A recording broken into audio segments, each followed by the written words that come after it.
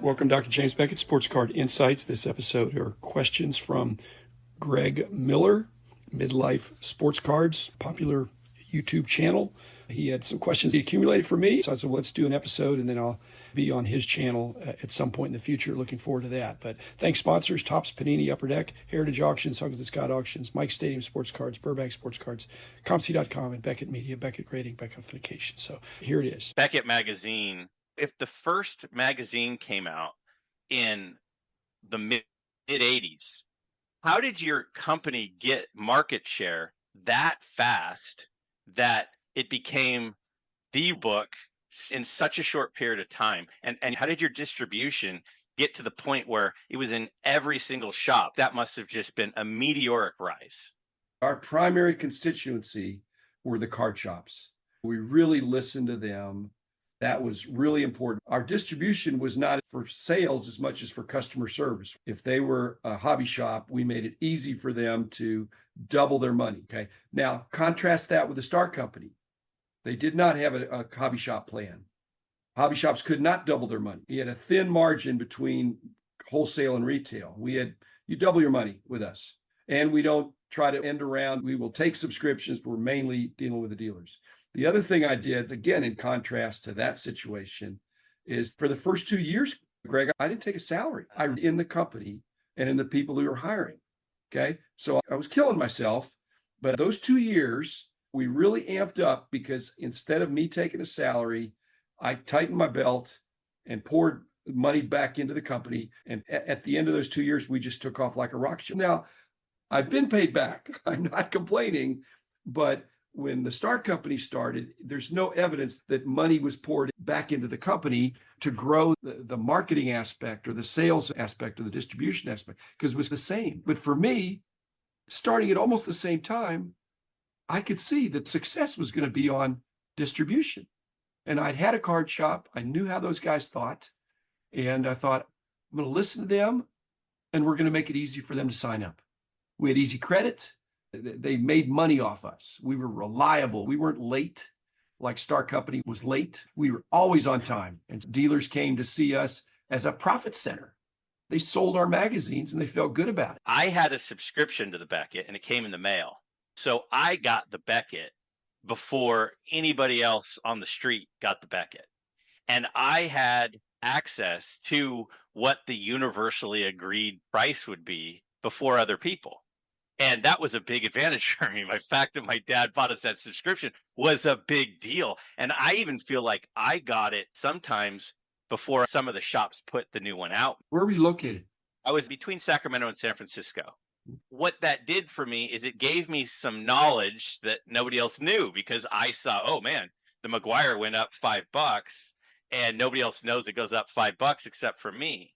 Did you ever have any concerns, or did you have some sort of sign something with your employees about we're not going to be leaking any of the information, or was that ever an issue? I know you talk about how great your employees were, and I know that you trusted them, but was that ever a concern, or was there ever an issue with that? It would have been an issue if somebody would have done that, because first of all, in your subscription situation, we made every effort to mail, and UPS or FedEx, we had different carriers for our bulk copies, but every intention we had was not to have subscribers getting the copy ahead of the dealers. Okay, if it would be simultaneous, maybe you live near a postal center or something. The intention was they'd get it on the same day or like a day later. But magazines don't go first class mail. It's a special kind of mail. But when we get complaints from the dealers that subscribers were getting their copies early, and we'd always look into it, but it was an isolated thing. But if it was a recurrent thing, we could stage the delivery, because we did not want that to happen, Craig, in spite of you being a nice guy and everything. And to have employees that understood what the position we had in the hobby was, because we were unbiased and we were fair and accurate and all that stuff. And if somebody had been teasing it, did anybody ever get on the phone and hint to somebody? I'm sure that happened. Okay. And that would be disappointing to me. But on balance, I think our employees were pretty serious about realizing that we held a position of responsibility within the hobby to level the playing field and not to give somebody a head start. I also think we live in a day and age where communication is so much easier now that sending a picture to someone could be a text message, and at that time, it would have been much more difficult to share information too. You'd be surprised. There were fax machines in the day, and there were groups of dealers, more so than collectors, that whoever got the magazine first would fax certain pages of the price guide that had a lot of up or down arrows on them. There was a whole network underground. If they got to the East Coast before the West Coast or the Midwest, or we really had a problem in Texas. Here we're in Dallas. They'd say, hey, well, why don't we just come by and pick up our copies? That's not fair. So we couldn't even allow that. Interesting. Now, you're a statistician by trade. How much of the prices in the price guide back then were straight the reports that you were getting, the comps that you were getting, your team being out there and looking? Or was there any sort of, well, it's trending this way, so we're going to change it a little bit there? Because nowadays we look at this is the comp, so this is the number. Was it just the number, or was it, well, it's going this way, and in the last 15 days, it's gone up 10%. So by the time we print, it'll be up a little more. So you would build in that, or how'd that work? That's a predictive price guide. We were not trying to be a predictive price guide. That's why there was a dynamic element in the price guide. We weren't looking at the last comp. We were looking at the last month worth of comps.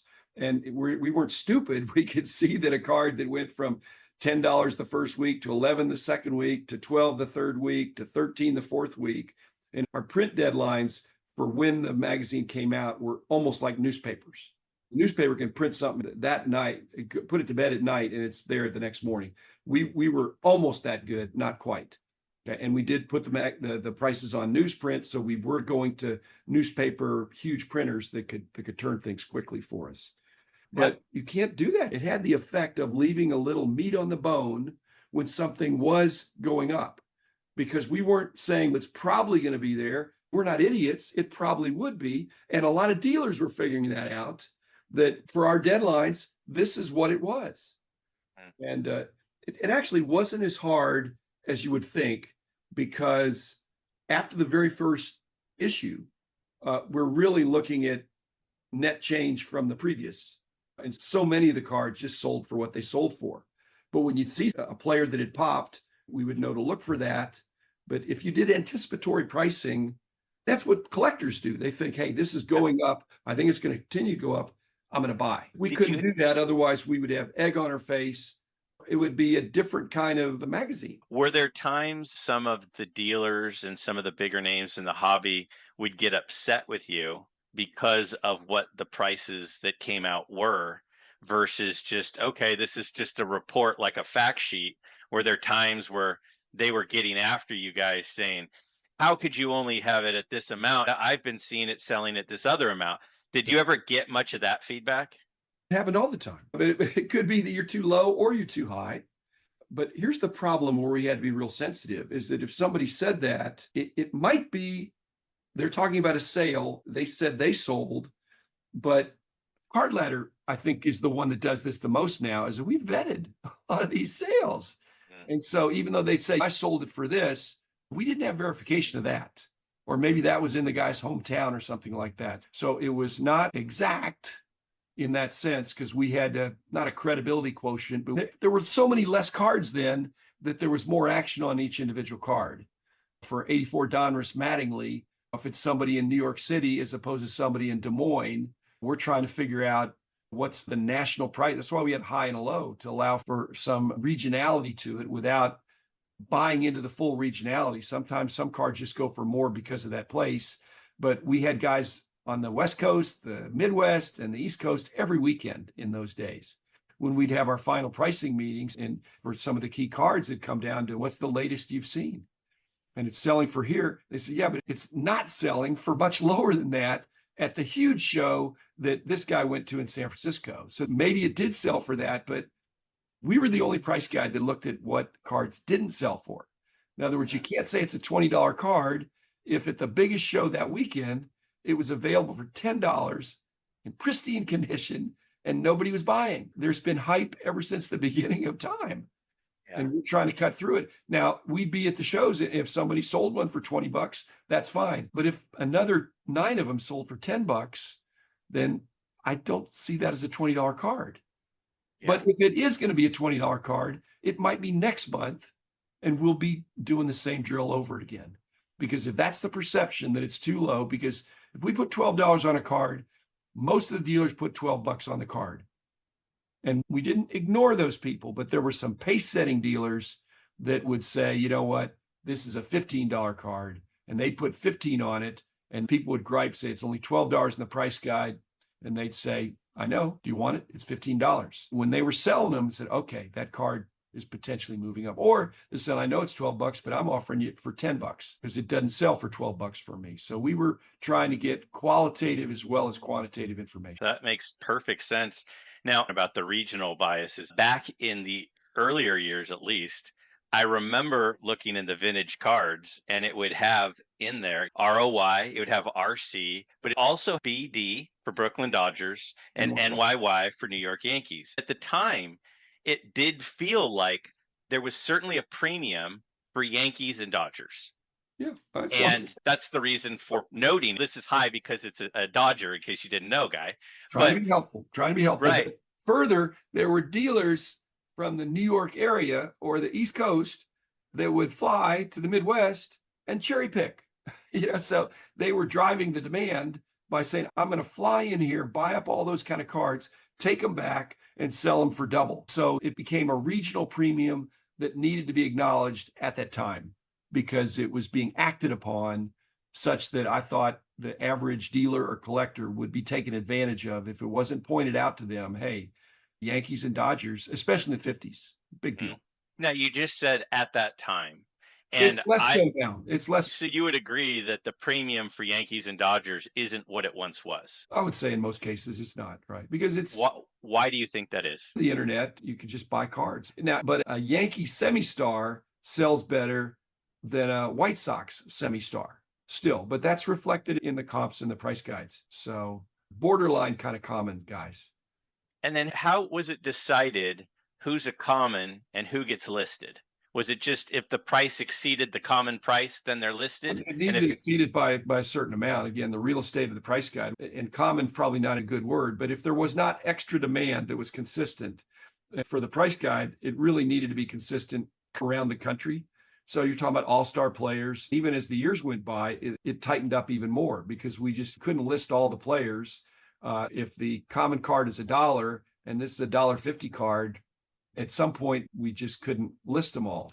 And so we put a semi-star line and we tried to put a semi-star list, and that was difficult to maintain. So we're always trying to be helpful, but we really had to ride it hard because collectors are smart. If you leave somebody out or don't do it just right, they'll find a way to beat the system. And so trying to stay up with it. And so if we'd see a run on a card, that might mean that he needs to be listed as a semi-star in our semi-star grouping. Of course, once a year, we were doing the annual price guides, and that was put the price for every card. Now, was the real estate in the magazine the reason that you stopped at 48 Bowman? What was the reason that you stopped there? The reason was potential for monthly price changes, because that's why Gaudis and T206s, there isn't anything going to happen on the field. There probably wasn't anything that happened on the field in 1984 when we started for any players in the 48 Bowman set either. But it was the modern era. We certainly were going to do the 50s cards. That's the golden age of collecting. 48 into the early 60s, let's say. The 50s cards are just awesome. So 48 was a natural stopping point. How exciting is it to see the same prices every month? It's watching paint dry. But once a year, though, we'd canvass and try to see, okay, has there been movement in the last year? We would have had another national convention to go to, a bunch of us, and really get eye to eye with some of the dealers and see, yeah, those Gaudis have gone up a little bit. But it wasn't like they went up that month. It was just over the course of a year, not really inflation, but just the perceptions of collectors. Makes a lot of sense. And I hadn't really thought about that, but it is more of a slow movement instead of the peaks and valleys. The